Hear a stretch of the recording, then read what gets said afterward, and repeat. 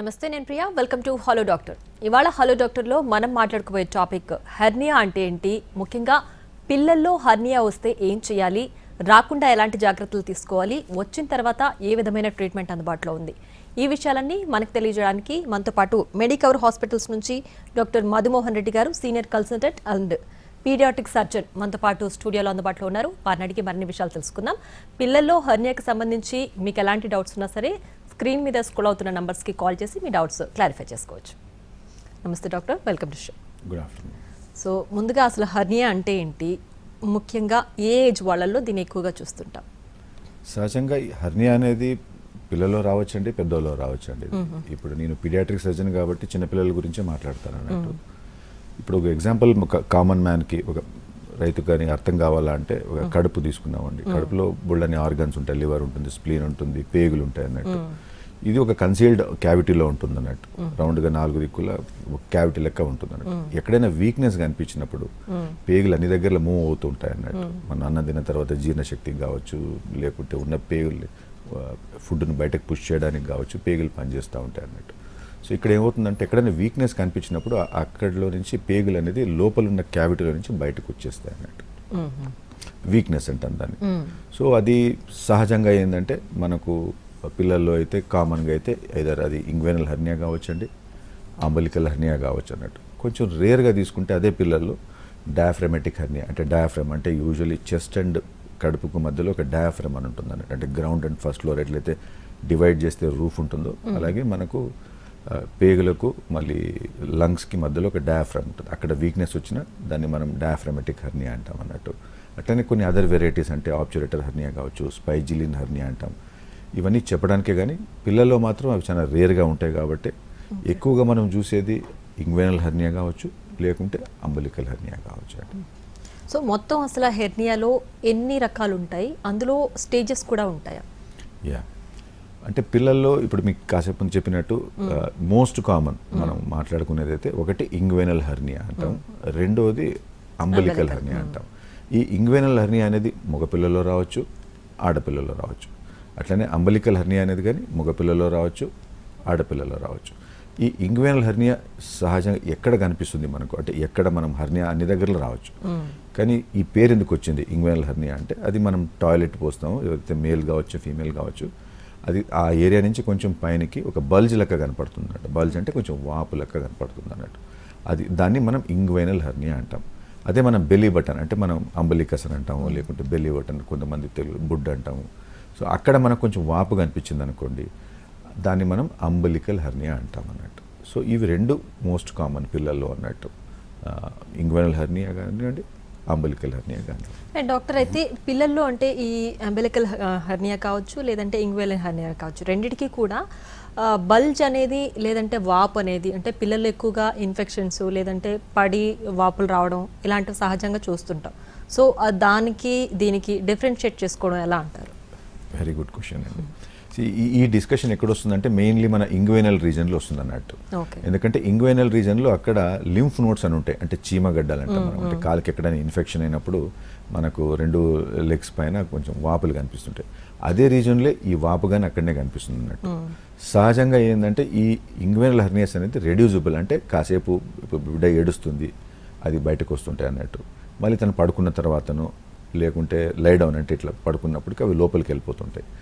And అదే మనకు ఇంగ్వేనల్ లింఫాడినైటిస్ అంటాం, అంటే చీమగడ్డలు వాపు వచ్చినప్పుడు యూజువలీ రెడ్నెస్ రావడము, వాపు అవి తగ్గకపోవడము, టచ్ చేస్తే ఏడవడం అనేది, ఇవి మెయిన్ డిఫరెన్షియేటింగ్ పాయింట్స్ అన్నట్టు, ఏది ఇంగ్వేనల్ హెర్నియాకి ఇంగ్వేనల్ లింఫాడినైటిస్ కానీ. ఓకే, సో అంటే అసలు ఇవి వస్తున్నాయి అంటే ఇన్ఫాంట్స్లో కూడా వస్తాయా? కిడ్స్ అంటే ఏ ఏజ్ నుంచి ఎక్కువగా మనం ఇవి చూస్తాం?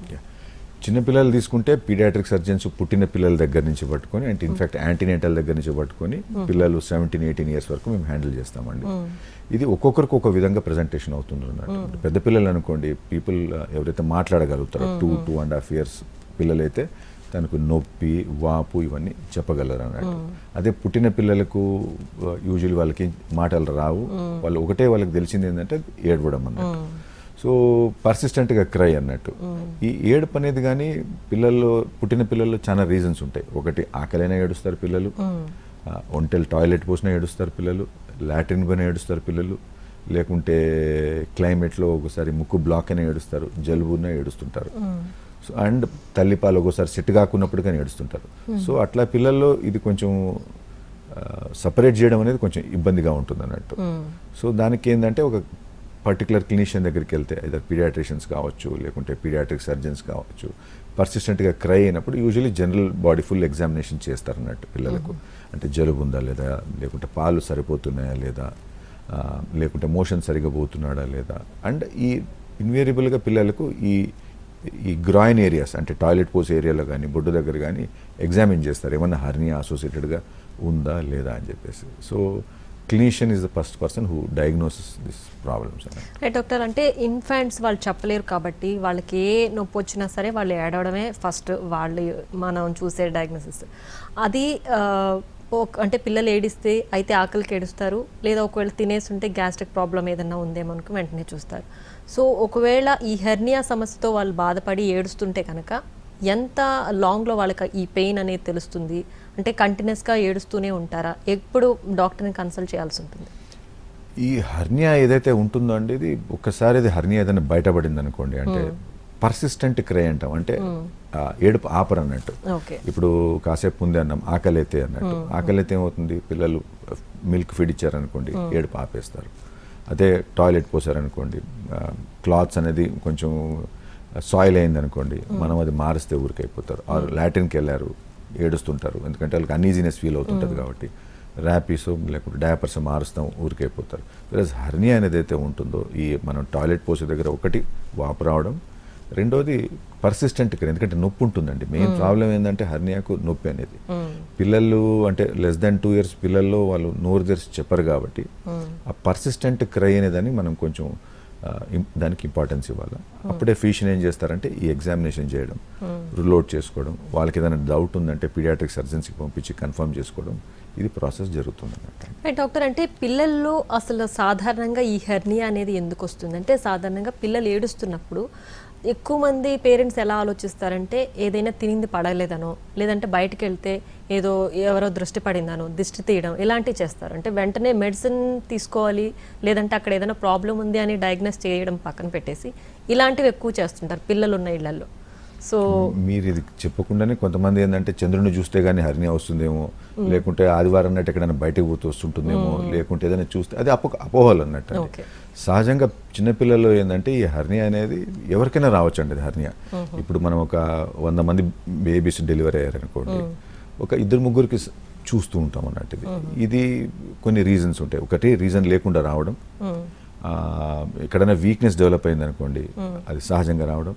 రెండోది కొంతమంది పేరెంట్స్ ఇన్ఫర్టిలిటీ ట్రీట్మెంట్ తీసుకున్నప్పుడు కొన్ని హార్మోనల్ ఇంబ్యాలెన్స్ అనేది జరుగుతుందండి. అలా ఉన్నప్పుడు కానీ మనం చూడడం జరుగుతుంది. కొంతమంది బేబీస్కి ప్రీమేచ్యూర్గా పుడతారు అన్నట్టు. అంటే మనం ఏదైనా నార్మల్ డెలివరీ ఇప్పుడు 38 to 48 weeks పుట్టాలనుకోండి, ప్రీమేచ్యూర్ అంటే కొంతమంది 28 weeksకే పుట్టడం, అంటే 6th monthకో 7th monthకో 8th monthకో. సో న్యాచురల్గా కాకుండా బిఫోర్ ద టైం వాళ్ళు అరైవ్ అయ్యారు కాబట్టి కొన్ని ఏదైతే డెవలప్ కావాలో అవి కావన్నట్టు సరిగా. సో అప్పుడు వీక్నెస్ అనేది డెవలప్ అవుతుంది పిల్లల్లో. సో అలా ఉన్నప్పుడు ఈ హర్నియా అనేది అలాంటి పిల్లల్లో. మూడోది ఏంటంటే హైపోథైరాయిడిజం అంటాం, అంటే థైరాయిడ్ ఇప్పుడు మనం ఉంటుంది, థైరాయిడ్ ఉంటుంది, very vital for our body maintenance అన్నట్టు. పిల్లలకి ఎప్పుడైనా కానీ హైపోథైరాయిడిజం అంటే మదర్కి ఏదో హైపోథైరాయిడిజం ఉంటుంది, తను ప్రెగ్నెంట్ అవుతుంది, ఆటోమేటిక్గా పిల్లలకి కానీ అది హైపోథైరాయిడిజం అనేది కంటిన్యూ అయింది అనుకోండి, సో ఆటోమేటిక్గా వీక్నెస్ అనేది ఉంటుంది అన్నట్టు ఈ గ్రాయిన్ ఏరియాస్లో. సో అప్పుడు అయితే అంబిలికల్ హెర్నియా కావచ్చు, ఇంగ్వెనల్ హెర్నియా కావచ్చు. సో అలాంటి పేరెంట్స్లో వాళ్ళ బేబీస్ ఏమైనా డెలివరీ అయితే వాళ్ళకి కొంచెం ఎక్కువగానే చూస్తుంటాం అన్నట్టు. డాక్టర్, అంటే ప్రెగ్నెన్సీ టైంలో ఉండి పిల్లలకి రావడం కాకుండా హెరిడిటరీగా కూడా హెర్నియా వచ్చే ఛాన్సెస్ ఉన్నాయంటారా? హర్నియా చాలా రేర్ అండి హెరిడిటరీ అని చెప్పడం. కాకపోతే ఏంటంటే ఒక కోఇన్సిడెన్స్ అని చెప్తాం మేము. అంటే మా గ్రాండ్ ఫాదర్కి ఎవరికో ఫాదర్కి ఉన్నింది అంటే వాళ్ళకి కానీ తెలియదు అన్నట్టు ఎగ్జాక్ట్లీ ఏం హర్నియా ఉండి ఉంటుందో. అది హైడ్రోసిల్ కావచ్చు, లేకుంటే ఏదైనా ఒక సర్జరీ అయి ఉండొచ్చు. అది సో హెరిడిటరీ అని చెప్పలేం కానీ బట్ కోఇన్సిడెన్స్ అని మాత్రం చెప్తాం అన్నట్టు. అంటే ఫాదర్కి ఎవరో వచ్చి ఉంటుంది, బై డిఫాల్ట్ పిల్లలకి కొంతమంది పిల్లలు చూస్తుంటారు, అది కానీ చాలా రేర్ అండి అది. అలాగే ఈ ప్రీమెచ్యూర్ బేబీ కాకుండా నార్మల్ హెల్దీ బేబీ పుట్టిన తర్వాత కూడా, అంటే ఇన్ఫెంట్ స్టేజ్లో కాకుండా ఒక 10 years తర్వాత కూడా వీళ్ళకి వచ్చే ఛాన్సెస్ ఉంటుందా? అంటే ఆ ఏజ్లో వచ్చే వాళ్ళకి ఎలాంటి రీజన్స్తో హెర్నియా అటాక్ అవుతుంది? యా అంటే డిఫరెన్షియేట్ చేసుకోవాల్సింది ఏంటంటే పిల్లల్లో పెద్దవాళ్ళు reason for hernia is two different అండి. పెద్దవాళ్ళకి వచ్చేసరికి ఏమవుతుందంటే ఈ ఇంగ్వెనల్ కెనాల్ అని ఉంటుంది. అంటే ఈ పేరు ఏదైతే ఇంగ్వెనల్ హర్నియా అంటామో దాన్ని ఒక ఇంగ్వెనల్ కెనాల్ అని బాడీలో గ్రాయిన్ ఏరియాలో లోపల ఉంటుంది అన్నట్టు. సో అక్కడ ఏదైనా వీక్నెస్ జరిగింది అనుకోండి, ఆ మజిల్స్లో ఏదైనా మజిల్స్లో వీక్నెస్ వచ్చినప్పుడు అక్కడి నుంచి బల్జ్ అవుతాయి అన్నట్టు కంటెంట్స్. సో అది అడల్ట్స్లో ఏంటంటే మజిల్ వీక్నెస్ వల్ల రావడాన్ని అడల్ట్లో ఇంగ్వెనల్ హెర్నియాస్ అంటాం. వేరేస్ పిల్లల్లో ఏమవుతుందంటే సహజంగా పేటెంట్ ప్రాసెస్ వెజినాలిస్ అని ఒక టర్మినాలజీ అండి ఇది. అంటే సహజంగా ఏంటంటే ఈ ఒక మనకు పేగ్ ఏదైతే ఉంటుందో దానికి ఒక పెరిటోనియం అని కవర్ ఉంటుందండి. అది సహజంగా ఏంటంటే డెవలప్మెంట్ అయ్యేటప్పుడు అది మగపిల్లలకు కానివ్వండి ఆడపిల్లలకు కానివ్వండి అది కింద వరకు, అంటే ఇప్పుడు టెస్టిస్ డెవలప్ అయింది అనుకోండి, ఎగ్జాంపుల్ చెప్తున్నా, ఆ రెండు టెస్టిస్తో పాటు ఈ ప్రాసెస్ వెజినాలిస్ అనేది కానీ కిందకి వరకు దిగుతుంది అన్నట్టు. అండ్ వాళ్ళ డెలివరీ టైం కంటే అది క్లోజ్ అయిపోవాలి. అది న్యాచురల్గానే క్లోజ్ అయిపోతుంది బిఫోర్ డెలివరీ కొన్ని రోజుల ముందే. సో ఎప్పుడైతే కొంతమందికి క్లోజ్ కాదు అది అది ఎప్పుడైనా రిఫ్లెక్ట్ కావచ్చు. అది పుట్టిన పిల్లలలో ఏమో ఈ హైపోథైరాయిడిజం కానివ్వండి, ప్రీమెచ్యూరిటీ కానివ్వండి, సో అర్లీగా కనపడుతుంది అన్నట్టు. అదే పిల్లల్లో కొంచెం మీరు అన్నారే ఇప్పుడు 3rd ఇయర్కి కానివ్వండి 4th ఇయర్కి కానివ్వండి ఎవరికంటే యూజువల్లీ కొంతమంది పిల్లలకి కాన్స్టిపేషన్ ఉంటుంది అన్నట్టు. సో ఈ కాన్స్టిపేషన్ ఉన్న పిల్లలకి ఏం చేస్తారంటే లోపల they make lot of efforts అన్నట్టు. ఇప్పుడు ఏదైనా కూర్చోవాలనుకోండి చాలా ఎఫర్ట్ పెడతారు అన్నట్టు. ఎఫర్ట్ పెట్టినప్పుడు ఏమవుతుంది అనుకుంటే అంటే పిల్లలు రోజుకు కూర్చోరు, 2 రోజులకు వస్తారో 3 రోజులకు వస్తారో మోషన్స్ వెళ్తూ ఉంటారు. సో ఎప్పుడైతే వాళ్ళు స్ట్రెయిన్ అనేది పెడతారో, బాగా ఎఫర్ట్ బట్టి స్ట్రెయిన్ పడతారో ఒక్కొక్కసారి ఈ క్లోజ్ అయిన ప్రాసెస్ వెజినాలిస్ ఏదైతే ఉంటుందో అది కానీ తెలియకుండానే ఓపెన్ అయిపోతుంది అన్నట్టు. సో అప్పుడు మళ్ళీ ఈ హెర్నియా అనేది ఏర్పడుతుంది అన్నట్టు.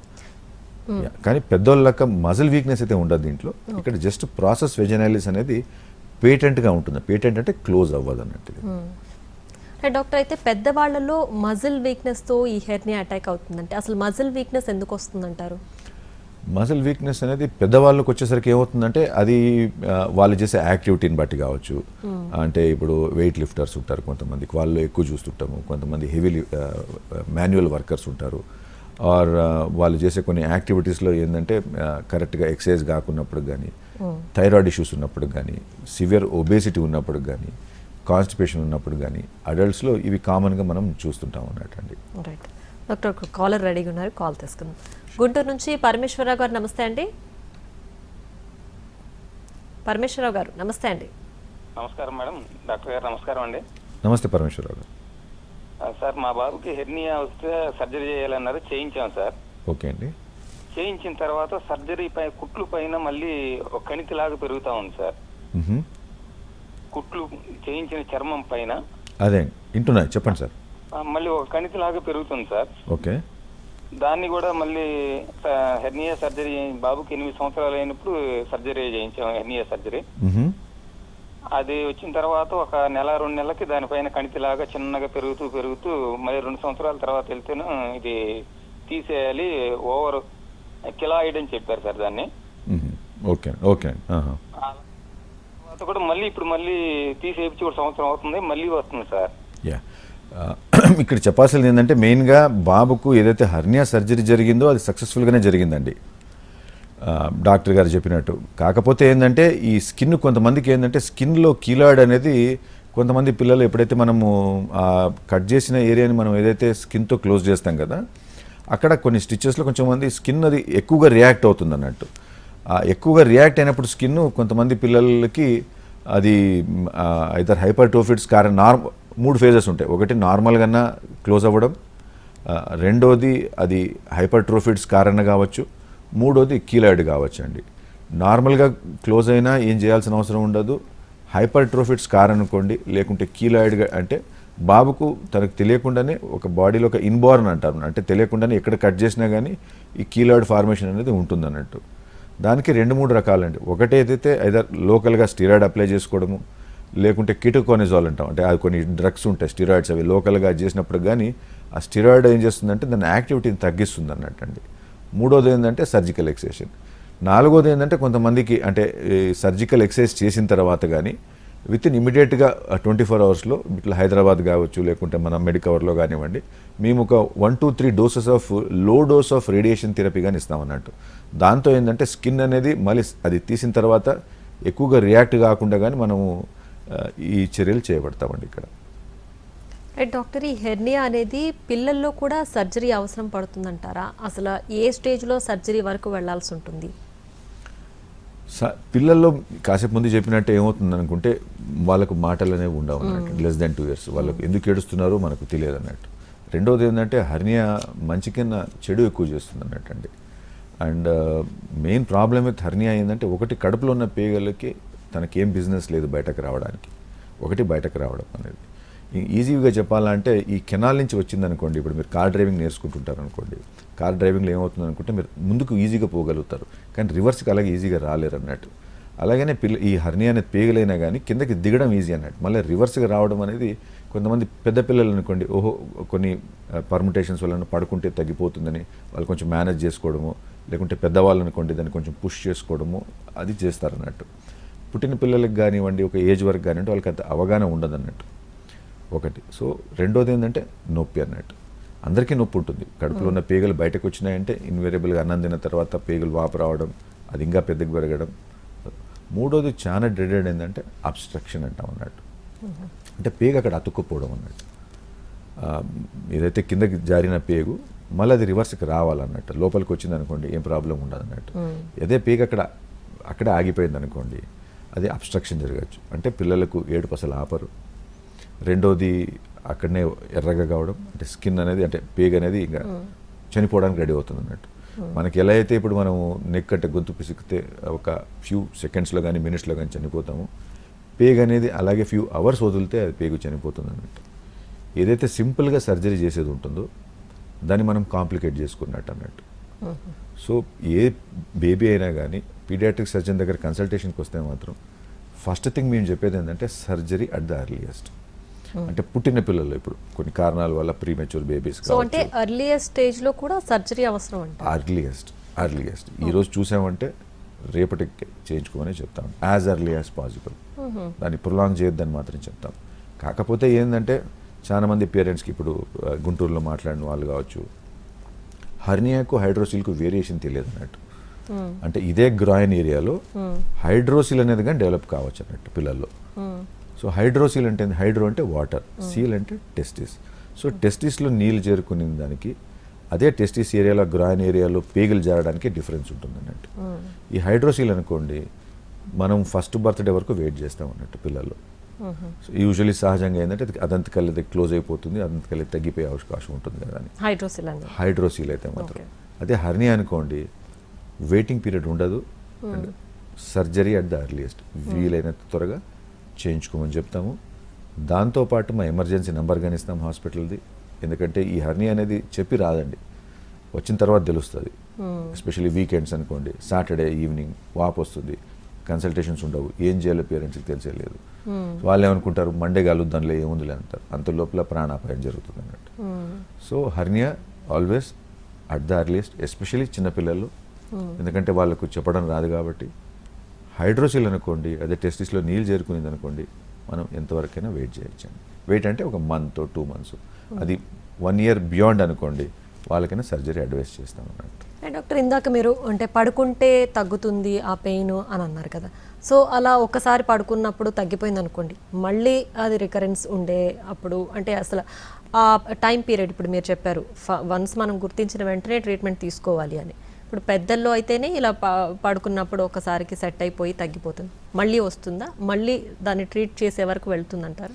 సర్జరీ ఒక్కసారి హర్నియా డెవలప్ అయింది అనుకోండి సర్జరీ అయ్యేంత వరకు అది మిమ్మల్ని వదలదండి. Okay, surgery is the only solution for children. Okay, so పెద్దల్లో అయితే పెద్దోళ్ళైనా కానీ surgery is the only solution. కాకపోతే వాళ్ళలో ఏంటంటే కొంచెం వెయిటింగ్ పీరియడ్ అనేది వాళ్ళకి తెలుస్తుంది కాబట్టి, వాళ్ళకి నొప్పి తెలుస్తుంది కాబట్టి మనం చెప్పక్కర్లేదు, వాళ్ళే చేయించుకుంటారు అన్నట్టు, ఎందుకంటే తనకే నొప్పి ఉంటుంది కాబట్టి తనకు కట్టుకోండి అన్నట్టు.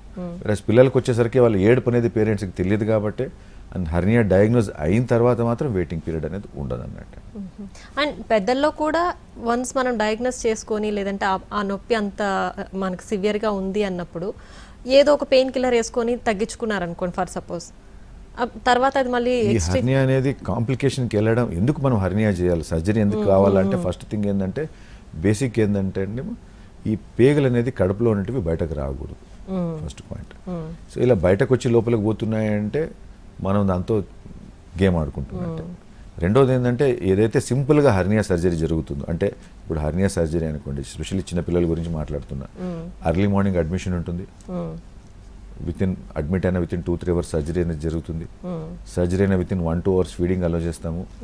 యాక్టివ్గా బేబీ ఉందనుకోండి, ఆ రోజు ఈవినింగ్ అయినా డిశ్చార్జ్ చేస్తాం, లేకుంటే నెక్స్ట్ డే మార్నింగ్ డిశ్చార్జ్ చేస్తాం. ఇది ఇంత సింపుల్గా ఉంటుంది. స్కార్ కనపడదు, ఏం కనపడదు మీకు. వెరాజ్ అదే అబ్స్ట్రక్షన్ అంటే అక్కడ పేగు బ్లాకే వచ్చింది అనుకోండి, ఈ కాస్మెటిక్ సర్జరీ అనేది ఒకటి ఉండదు. రెండోది లైఫ్ గ్యారెంటీ ఉండదు. ఎందుకంటే లోపల మనకి పేగులు ఎంతవరకు చనిపోయినాయి, బతుకున్నాయా, ఆ పేగు చెడిపోయిందంటే ఎంతవరకు చెడిపోయింది, ఒక 1 సెంటీమీటర్ చెడిపోయిందా, 1 ఫీట్ చెడిపోయిందా, 2 ఫీట్ చెడిపోయిందా తెలియదు. ఆ చెడిపోయిన పేగు చెడిపోయింది, అక్కడ సర్జరీ చేయాలంటే ఆ గ్రాయిన్ ఏరియాలో మనం సర్జరీ చేయలేము, వాళ్ళు కడప ఓపెన్ చేయాల్సిందే. సో ఎక్కడైతే మీరు 1 రూపీతో ఒక బిజినెస్ని అయిపోగొట్టచ్చు, మనం దాన్ని పోస్ట్పోన్ చేసుకుని దాన్ని 1000 రూపీస్కో 1 lakh రూపీస్కో మనం నష్టం చేసుకుంటున్నాం. అండ్ మీరు చెప్పింది అంటే ఇప్పుడు బేబీకి సర్జరీ అయితే ఆ రోజే ఫీడింగ్ అలౌ చేయడం, డిశ్చార్జ్ చేయడం, ఇవన్నీ కూడా వెంటనే డయాగ్నోస్ చేసినప్పుడు. అవునండి, వెంటనే డయాగ్నోస్ చేస్తేనే ఈ ఒక బెనిఫిట్స్ అడ్వాంటేజెస్ ఉంటాయి పిల్లలకి. అండ్ వన్స్ ఒకసారి ట్రీట్మెంట్ సర్జరీ తీసుకున్న తర్వాత ఆ పిల్లల్లో పెరిగే స్టేజ్కి వచ్చేటప్పుడు మళ్ళీ రికరెన్స్ ఉంటుందా, మళ్ళీ తర్వాత దీనివల్ల ఇంకేమైనా ప్రాబ్లమ్స్ ఉంటాయి? ఏదైతే ఇప్పుడు ఒక ఎక్స్పర్ట్ సర్జన్ అంటే ఏ పీడియాట్రిక్ సర్జన్ అయినా, ఇప్పుడు చిన్నపిల్లలకి చేసే సర్జన్స్ పీడియాట్రిక్ సర్జన్స్ అని చెప్తాం. సో ఎప్పుడైతే ఎక్స్పర్ట్ సర్జన్ చేశాడో ఈ ప్రాసెస్ ఏదైతే ఉంటుందో వెజైనాలిస్ అనేది, దాన్ని మొత్తంగా తీసేస్తాం అన్నట్టు. సో ఎప్పుడైతే అది తీసేస్తామో మళ్ళీ రికరెన్స్ అనేది ఉండదండి. ఇప్పుడు ఒక 100 మంది పిల్లలకి మనం సర్జరీ చేసామనుకోండి, 99 మంది పిల్లలకైతే సహజంగా రాదండి. 1% అనేది ఎందుకు చెప్తామంటే, you never know one of the reasons, ఏదైనా స్టిచ్ ఊడిపోవచ్చు, ఏదో రేర్గా జరుగుతుంది కాబట్టి. బట్ 99% అనేది మనం సక్సెస్ అనేది చెప్పగలుగుతామండి. అండ్ చిన్న ఏజ్లో ఇలా హర్నియాకి డయాగ్నోస్ అయ్యి ట్రీట్మెంట్ తీసుకున్న వాళ్ళల్లో ఫర్టైల్కి ఏమైనా ఇబ్బంది ఉంటుందంటారా? Very good question. సహజంగా ఏదైతే ఈ ఇంగ్వెనల్ కెనాల్ అంటాం కదా, ఈ ఇంగ్వెనల్ కెనాల్లో ఏం ఉంటుంది అనేది మనం తెలుసుకోవాలి. ఒకటి, ఆ టెస్టిస్ అనేది ఆ కెనాల్లో నుంచి వచ్చి మనం కిందకి దిగి ఉంటుంది అన్నట్టు. అంటే కడుపులో నుంచి టెస్టిస్ ఏదైతే డెవలప్ అవుతుందో అది ఈ కెనాల్లో నుంచి దిగి ఒక స్క్రాటంలో కూర్చుంటుంది అన్నట్టు. రెండోది, అదే కెనాల్లో ఆ టెస్టిస్ క్యారింగ్ చేసే స్పర్మాటిక్ కార్డ్ ఉంటుంది, అంటే వాస్ డిఫరెన్స్ అని కావచ్చు, దానికి సంబంధించిన బ్లడ్ సప్లై ఉంటుంది. దాంతోపాటే ఈ హర్నియా అది శాక్గానే ఉంటుంది అన్నట్టు. అంటే ఈ ప్రాసెస్ వెజైనాలిస్ అంటాం కదా, ఈ హర్నియాని శాక్ అంటాం అన్నట్టు. ఇది ఒక వైట్ గ్లిజనింగ్ థింగ్గా ఉంటుంది. సో ఎనీ ఎక్స్పర్ట్ దాన్ని ఒక్కటే ఐసోలేట్ చేస్తారు, వేరే ఏవి టచ్ చేయకుండా అదొక్కటే హర్నియా సర్జరీ చేశారనుకోండి, ఫ్యూచర్లో గోయింగ్ ఫార్వర్డ్ వాళ్ళకు ఇన్ఫర్టిలిటీ ఇష్యూస్ అనేది ఉండదండి. ఓకే. సో అలాగే చిన్నప్పుడే సర్జరీ అయిన వాళ్ళల్లో ఫర్టిలిటీకి సంబంధించి కాకుండా పెద్ద అయిన తర్వాత వాళ్ళకి ఏమైనా కోమార్బిడిటీస్ వస్తే అప్పుడు దీనికి సంబంధించి ఇంకేమైనా అదర్ డిసీజెస్ వచ్చే ఛాన్స్ ఉందా? ఏమీ ఉండదండి. ఓకే, అదొక మిస్నామర్ అంతే తప్ప ఏం ఉండదు. ఒకటే ఇక్కడ చెప్పదలుచుకునేది ఏంటంటే, ఈ ఒక ప్రైమ్ టీవీలో ఏంటంటే, కొంతమంది పిల్లలకి మనం ఎగ్జాంపుల్ ఇప్పుడు రైట్ సైడ్ గ్రాయిన్ ఏరియాలో ఇంగ్వెనల్ హర్నియా డయాగ్నోస్ చేసాం, అది ఇంగ్వెనల్ హర్నియా చూసాము, రైట్ సైడ్ ఆపరేట్ చేసాం. సడన్గా ఏమవుతుందంటే డాక్టర్ గారు మళ్ళీ వచ్చింది అంటారు.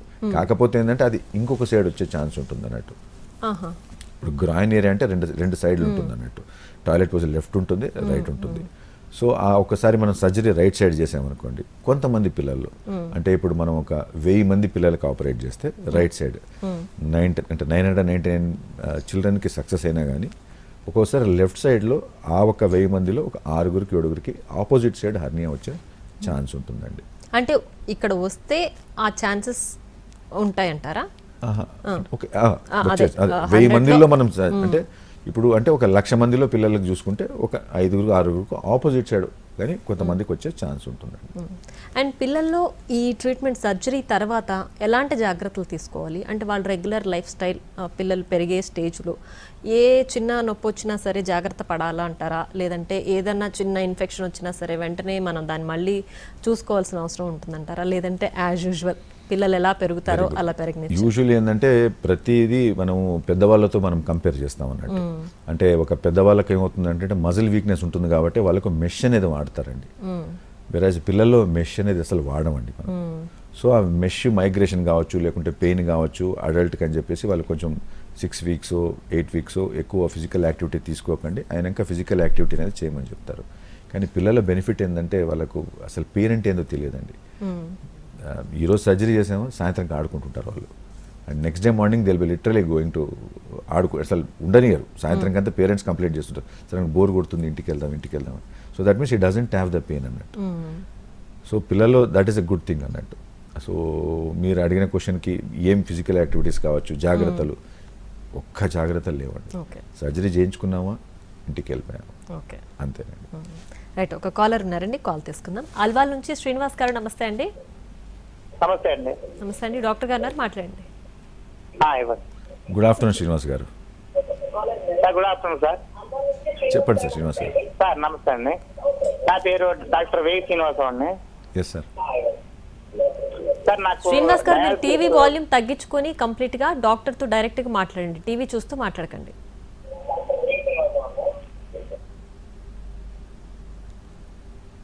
అండి ఒక కిడ్నీ తీస్తారు, అక్కడ స్టిచ్చింగ్ చేసేటప్పుడు మెస్ చేయకుండా చేయడంతో కొంచెం లూజ్ అయిపోయి మొత్తం దాంతో పాటు ఎస్ఐటిస్ వాటర్ గా బయటకు వచ్చిందండి హెర్నియా.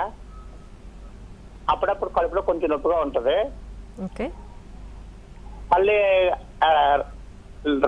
ఇది ఒక నిమిషం అండి, లెఫ్ట్ సైడ్ చేశారు నెఫ్రాక్టమీ, రైట్ సైడ్ మళ్ళీ పడుకుంటే ఆటోమేటిక్ ఆ నొప్పి అంతా మొత్తం క్లోజ్ అయిపోతుంది, మళ్ళీ లోపల పోతుంది. ఓకే, ఈ విధంగా ఉందండి. దానికి ఏ విధంగా సజెషన్ చేసి దాన్ని క్లోజ్ చేయడం, అక్కడ మెస్ చేయకుండా స్టిచ్ చేయడం వల్ల వచ్చిందని అనుకుంటున్నాను.